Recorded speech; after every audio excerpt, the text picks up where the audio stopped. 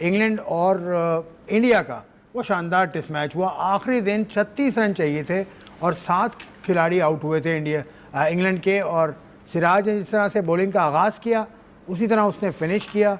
5 विकटें, series का top wicket taker 23 विकटों के साथ, शानदार बॉलिंग सिराज की जान। तो सिराज के लिए मैं कहूँगा ज़बरदस्त। और जो लोग भी सिराज के बारे में कह रहे थे कि उसकी टेस्ट करियर ख़त्म हो गया है, उसको नहीं खेलना चाहिए, उसको जगह छोड़ देनी चाहिए, उनको सिराज ने जवाब दिया है।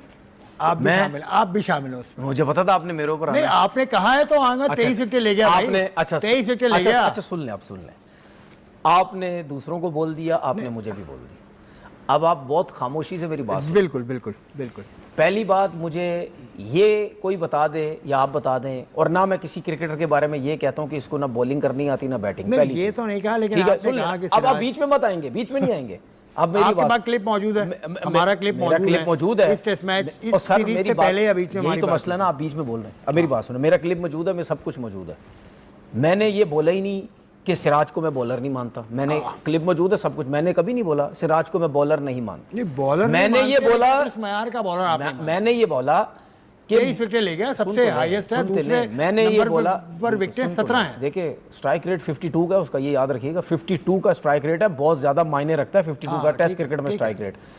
ठीक है, उसकी वजह से आप विकेट्स बहुत कम लेते हैं, आपकी परफॉर्मेंस बहुत कम होती है। तो मैंने ये बोला था कि यार मुझे ऐसा फील होता है कि यार ये जिस तरीके से टेस्ट क्रिकेट खेल रहा है उस तरह की परफॉर्मेंस नहीं दे रहा है ये।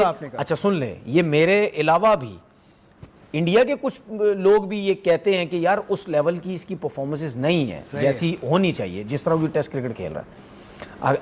अब आपने 23 विकेट्स की बात की, नो डाउट उसने बहुत अच्छी बॉलिंग की इस टेस्ट सीरीज के अंदर, बहुत अच्छी बॉलिंग की। और पसंद न पसंद का मतलब ये नहीं होता कि वो बॉलर ही बेकार है या वो बैट्समैन बेकार है। हर किसी की अपनी एक होती है।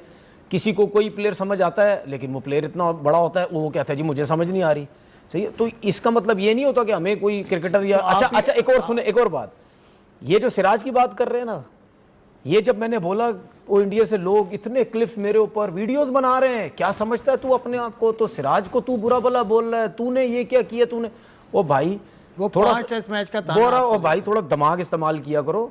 जब मैं ये कभी किसी क्रिकेटर के बारे में बोलूंगा ना कि जी इसको बॉलिंग नहीं आती, ये बेकार है, ये तो फिर इस किस्म की बात करे, ठीक है। तो मतलब ये फजूल में ये चीजें खैर वो करते हैं, करने दें।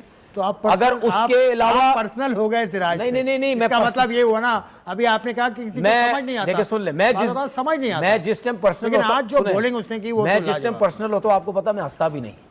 हाँ ये बात तो यार मैं हंस रहा हूँ, दूसरे लोग हंसते हैं। दूसरे लोग हंसे ना हंसे, वो आपने तो बातों बातों में कुछ ना कुछ मेरे ऊपर बात मारी देनी होती, मुझे सब पता है।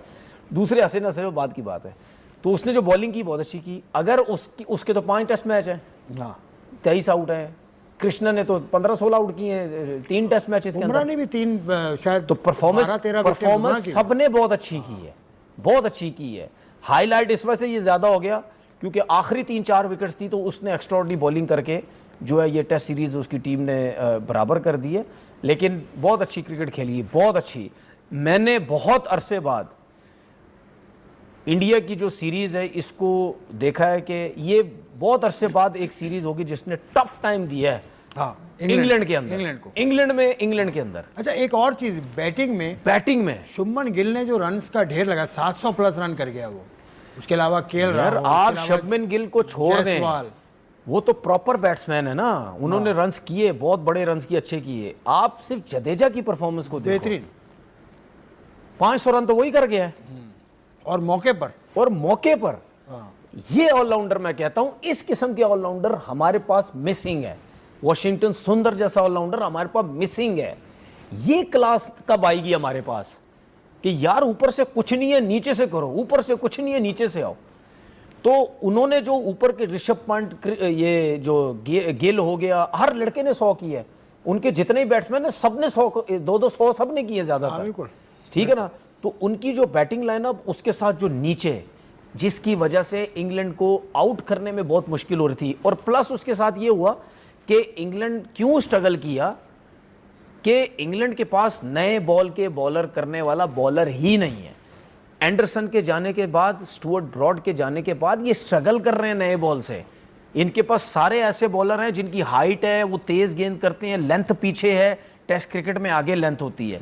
मैं बार बार कहता हूं, हर किसी को, यंगस्टर को भी बैठ के मैसेज दे रहा हूं, वो टेस्ट क्रिकेट का या वो 4 डे क्रिकेट का बॉलर ही मैं उसको नहीं मानता जो सामने चौके ना खाता हो। मिड ऑन मिड ऑफ पे उसको चौके पड़ेंगे, वो बड़ा बॉलर है, वो बड़ा बॉलर बनता है।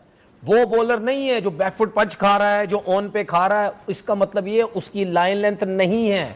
जब आप सामने चौके खाने लग जाओगे, वहीं से बैट्समैन घबराएगा कि यार ये सामने एक मारा है, 2 मारा है, यहां से जरा सा हिला, बोल्ड भी हो सकता हूं, लेग बिफोर भी, ड्राइव मारते, स्लिप, कॉर्ड बैंड, सब कुछ हो सकता है। वहीं से दुनिया के जितने बड़े भी बॉलर हैं देख लें, सारे सामने से आउट किए हुए। अगर किसी ने 700 आउट किए हुए, 700 में से फास्ट बॉलर के 550 सामने से आउट होंगे। बाकी अब कह लें कट में मारा, थर्ड मैन पे हो गया, पुल पे मारा, इस तरह करते हुए। तो बॉलिंग करना सीखें सामने। ये प्रॉब्लम हुई।